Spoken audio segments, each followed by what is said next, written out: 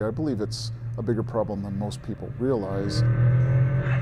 If you've heard this around town, you are not alone. Under the cover of darkness, some people are setting up street races, and you'd be surprised how organized this crime has become. We would have upwards of 200 to 300 cars gathering in the parking lot. Sergeant Duval says there are several hot spots around Colorado Springs, mostly on the east side of town. And in just one area near Wooten and Geiger, there have been multiple crashes involving street racers. So how do I know? Well, as many of you know, I work the early morning shift, and just this past August, I was driving along this street just before midnight. Now, it's a straightaway road with a light on either end and a stop sign on each side. Now, as I drove along, I saw a car that was clearly about to blow a stop sign, so I slammed on my brakes, and that's when it happened. Luckily, I walked away bruised and sore, but it was the last time I'd ever drive my car again. Totaled. And the guy who caused this crash told me he was street racing and couldn't stop.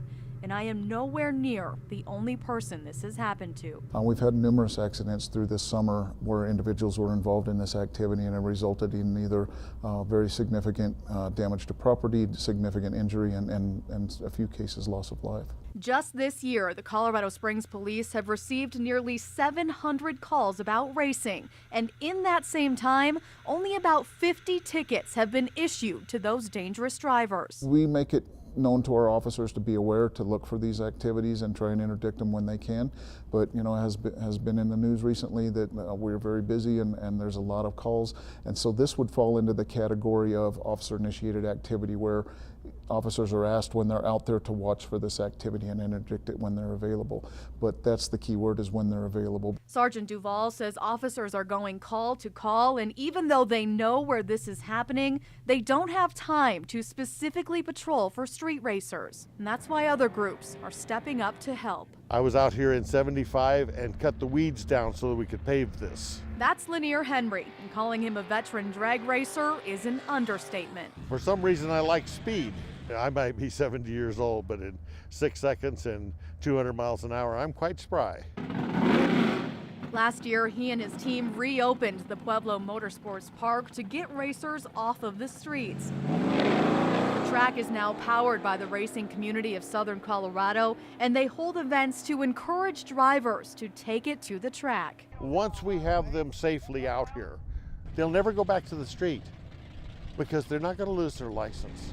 They're not going to hurt someone. This track sees all types behind the wheel, from registered nurses to lawyers. They do it responsibly and safely, and they're competitive to the ground. They'll race for a pair of socks. One of those racers is Chelsea Fasico. I've been drag racing for almost 10 years now. My husband got me involved in it. Oh, and guess where she met him? I actually worked out at this track.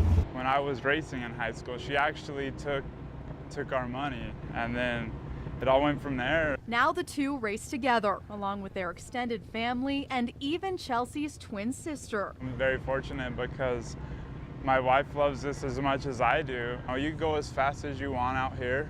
You can go as many times as you want. It's very cheap. It's safe. These racers obviously understand the need for speed, but say it's just not worth the risk on the streets. A risk that goes way beyond just a fine. And I think most of us as police officers, we can understand the attraction, but if you engage in this activity and heaven forbid you're involved in a very serious accident that causes significant damage or you know, in worst case scenario, a loss of life, you can be looking at a lot more than just losing your license. You have to be reasonable, you have to be responsible.